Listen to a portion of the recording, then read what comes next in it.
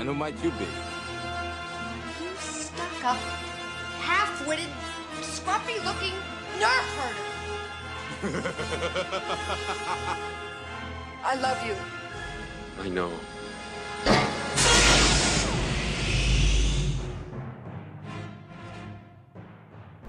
Hello everyone and welcome to Frozen in Carbonite. It's time for another randomizer chat, so let's generate a number. 125. Right everyone, set 125 is superior numbers. It's a Navy objective set. It's a 5-1. It's Imperial Navy affiliation only and reaction. After this objective enters play, search your deck for a fighter unit of printed cost 2 or lower and put it into play. Shuffle your deck. Right.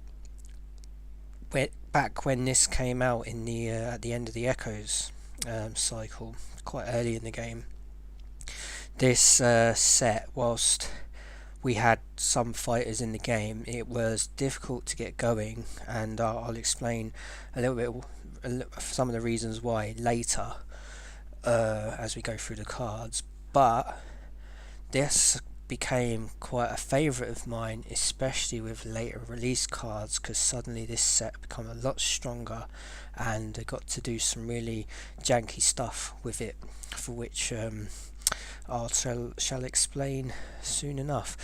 But this objective, at the time when you were picking out two cost fighters, there weren't too many good ones. There was a few targets, and then when the Rogue Squadron cycle came, there was quite a few different things you could do.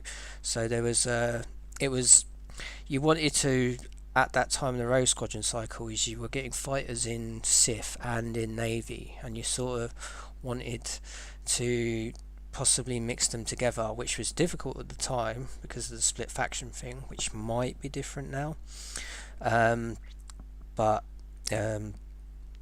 Yeah, so pulling out 2 cost or lower targets were difficult. Nowadays though, when you've got sets like Cloud Cover, and Obsidian Leader is like a probably the one card I go out and get if this drops, and that's because she's got 3 pips on the ship, so it's an instant, like I can take the force with that. And yeah, so this objective I do really like. The Imperial Navy affiliation only's never really bothered me. I mean, I've made more decks that just deal with the Navy stuff, and I forget about the Sith stuff. But I'm sure there's definitely some decks out there where you can mix the two together. So yeah, that's the objective. Now, the thing I really love about this, and this is where the jank comes from, is the escort carrier.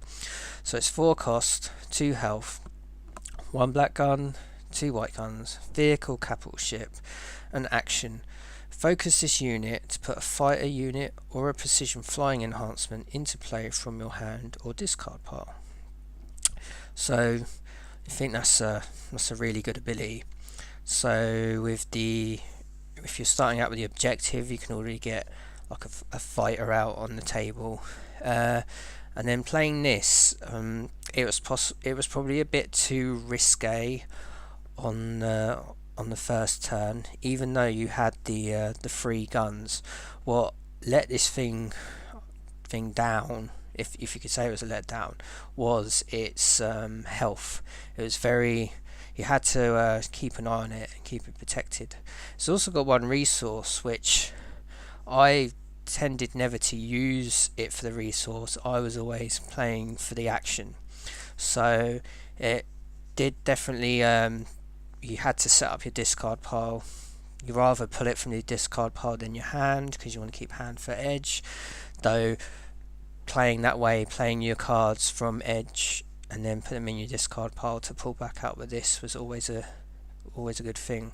So it was only later on in the game, like I say, at the end of the opposition cycle, when the Death Star got released, we had a very nice interaction with the Death Star engineers, who, if you tap them, could pull focus tokens off capital ships, and this just happened to have the capital ship trait. So I could get this to go off a couple of in my turn at least twice if you refreshes, and then you do that trick, and then if you kept one spare you could do it in the opponent's turn as well. So swarms and swarms of fighters could be put out with this thing, and the janky combo with the engineers, and I think that led to this a deck being built around this as a sort of weenie fighters, because as we move on from this great card you get 2 TIE scouts, so they're 1 cost 1 health neutrals, and you get 1 white gun and 1 white bomb. And if you think about the engineers from Technological Terror, they've got bombs as well, and I was always loving fighters just doing lots of damage. One of my favourite sets from the core, and it was a big part of the Sith core decks was adding in the TIE fighters. So this, along with Defense Protocol, was one of my favourite things, because Defense Protocol had the cards like Death from Above, where you could give your weenie guys extra bombs, so you got the board covered. The light side couldn't defend everything, so damage was just raining down. Talon rolls was also a key thing to making the heavier of the fighters strike again, so like your TIE attack squadrons. So, and one of the other things special about this set, as you probably noticed from the cards, is it has no edge pips. So to combat that, you were really looking for the sets that did have Twist of Fates, because then cards with no edge pips became good bluffing devices, and then you wanted to bulk out probably the rest of the deck with the higher edge cards. So that's why later on in the game, when you did get the cloud cover, that had quite a few more pips, and then you've got your things like stay on target and the such. It was just it could compensate for this. And then obviously if you are including the Death Star, I put that set in here not to play the Death Star, but that was always my edge card after I played a twist. So or you could bluff it the other way. You could make them think you're playing a twist and play the Death Star, which is always a great part of the edge battle, which I loved.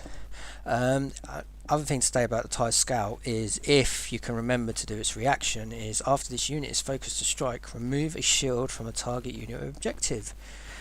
Sometimes I've probably forgot that so many times, but it is a useful ability when these guys are in the fight.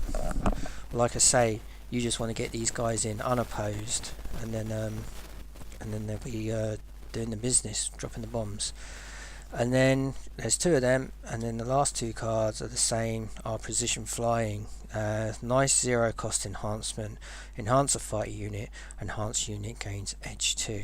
So once again, if you didn't have to completely rely on edge cards to win edge battles, loading some of your fighters up with these edge cards just made winning edge against some of the fighter battles just very difficult. And a lovely piece of art of the Phantom on there, which probably hopefully a set that I get to talk about later on in the series is the one with the Phantoms in, because I think with TIE fighters, there's one of the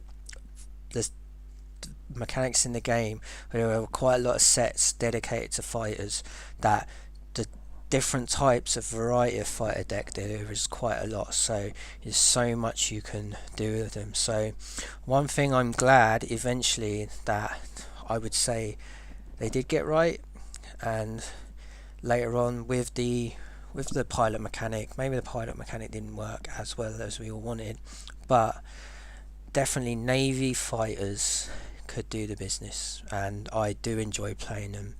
So what can I say about this set? It's a really cool set. It's very janky, very crafty, and you can do lots of cool stuff with it. and the opportunities are endless. I mean, I've given you some suggestions, but there's so much more. I mean, if you do want to mix it with the Sith stuff, then yeah, the world is open with fighters, and that's what one thing I am pleased about the game is that there's so many different variety of fighters that yeah, the world is your oyster. Anyway, that's set 125. This is Frozen in Carbonite, and I'll see you for the next one. Goodbye.